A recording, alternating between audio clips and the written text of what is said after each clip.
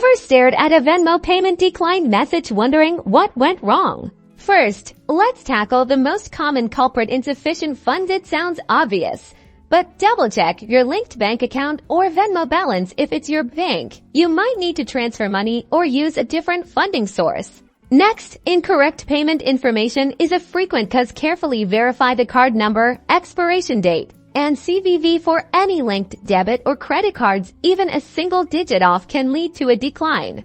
Security flags are another big one. Venmo's fraud detection system might temporarily block unusual transactions if you're trying to send a large amount to a new recipient or from an unfamiliar location. Venmo might flag it. Try sending a smaller amount or confirm your identity within the app.